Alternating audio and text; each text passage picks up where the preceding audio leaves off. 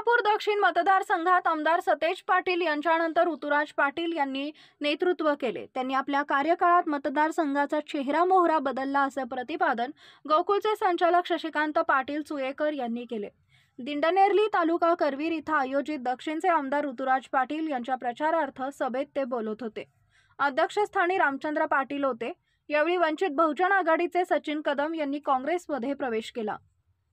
गोकुळचे संचालक शशिकांत पाटील म्हणाले, या निवडणुकीच्या निमित्तानं दिंडनेरली येथे होत असलेली जाहीर सभा आणि त्या जाहीर सभेचे आज आपल्या गावचे अध्यक्ष राममामा या दक्षिण विधानसभाचे तरुण तडफदार दमदार आमदार ज्यांना आपण मागच्या 5 वर्षांमध्ये पहिल्यांदाच निवडून दिलं आणि निवडून दिल्यानंतर त्यांच्या कार्यातून, त्यांच्या कौशल्यातून, त्यांच्या प्रयत्नातून या दक्षिणचा चेहरा मोहरा बदलण्याचं काम करणारे आपल्या तरुणांचे आशास्थान, तुम्हा सर्वांचे लाडके आमदार, तरुणांचे आशास्थान, दमदार आमदार आदरणीय ऋतुराज पाटील साहेब, व्यासपीठावरील सर्वच मान्यवर, कारण का आता जवळजवळ डॉक्टर साहेबांनी आता सांगायचं काही राहिलेलं नाही, तरी सुद्धा मला गोकुळचा संचालक आपला प्रतिनिधी या भागातला म्हणून मला बोलण्याची परवानगी दिली, त्याबद्दल सर्वांचं मी आभार मानतोय। खरोखर आदरणीय बंटी पाटील साहेबांच्या माध्यमातून काम करत असताना स्वतः बंटी पाटील साहेबांनी या भागाचं नेतृत्व केलं।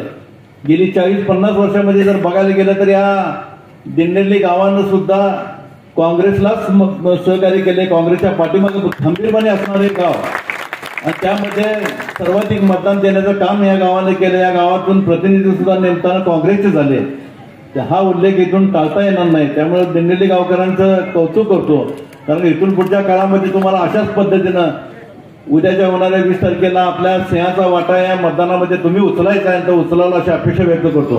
खऱ्या अर्थानं बघायला गेलं तर या गावाचा या चेहरा मोहरा बदलण्याचं काम आमदार ऋतुराज पाटील साहेबांनी केलेलं आहे। या गावामध्ये रस्ते, गटर, कॉन्क्रीटीकरण हे मोठ्या प्रमाणात या गावात केलेलं असून जलजीवन योजना जी या गावची आहे ती सुद्धा त्यांनी कार्यान्वित केलेली आहे। या गावचा आता मला वाटतं एकही रस्ता शिल्लक नाही की तो या आमदार फंडातून त्यांच्या कामातून शिल्लक राहिला असं मला वाटतं। एकही रस्ता शिल्लक नाही, रस्त्याचं काम चांगलं झालेलं आहे। शाळेची इमारत आणि शाळेच्या इमारतीसाठी सुद्धा आदरणीय बंटी पाटील साहेबांच्या माध्यमातून या गावाला सहकार्य केलेलं आहे, हे कोणी विसरता कामा नाही। या गावाच्या साखर पानंदी असतील एकही जवळजवळ शिल्लक नाही। माझ्या माहितीनुसार जवळजवळ अतिशय मोठ्या प्रमाणाचं काम या दिंडनेरली गावामध्ये आमदार ऋतुराज पाटील साहेबांच्या माध्यमातून केलेलं आहे। या गावचं क्रीडांगण असेल, या गावचं क्रीडांगण मला वाटतं 4 एकरात मोठं क्रीडांगण यामध्ये गावाचं झालेलं आहे। तुमच्या गावकऱ्यांचं सुद्धा कल्याण आहे।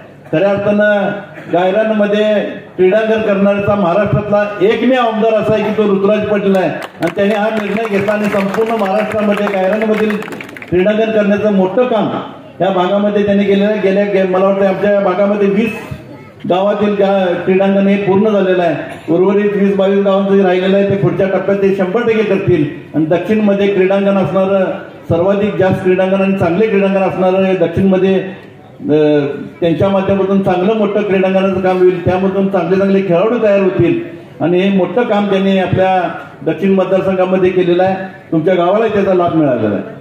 आता मंदिर असतील, त्या मंदिरांना सुद्धा गावाच्या त्यांच्या मार्फत निधी मिळालेला आहे। तालमीचं सुद्धा नूतनीकरण जवळजवळ त्यांनी पूर्ण केलेलं आहे।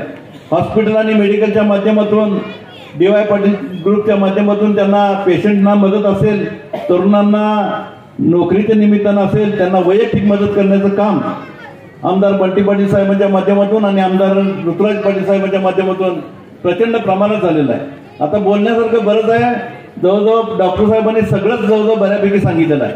आपल्याला या दक्षिणचा चेहरा मोहरा बदलायचा आहे आणि विकास कामातून स्वच्छ चारित्र्याचा सुसंस्कृत करून ज्यांना आपण निवडून दिलं त्या आमदारांना आपण परत आता आमदार म्हणून दक्षिण विधानसभा मतदारसंघामध्ये पाठवायचं आहे। आदरणीय बंटी पाटील साहेबांचे हात बळकट करायचे आहेत। आज आपल्याला तरुणांच्यात मराठ्याच्यातला एक तरुण जातोय आणि तरुण गेल्यानंतर एक मोठं चांगलं काम करतोय। आज कोर कमिटीमध्ये राज्याच्या बंटी पाटलांचा उल्लेख केला जातोय, त्यांना विचारलं जातोय, त्यांना स्टार प्रचारक म्हणून काँग्रेस पक्षाने नेमलेला आहे। आज त्यांच्यावरती 4-5 आमदारांची जबाबदारी आहेच, पण महाराष्ट्रामध्ये आज बंटी पाटील पाहिजेत। आज तुम्हा आम्हाला सुद्धा प्रत्येक गावामध्ये बंटी पाटील आले पाहिजेत ही मागणी आहे। यावेळी आमदार ऋतुराज पाटील म्हणाले, सगळे एकत्र होणं अत्यंत गरजेचं आहे.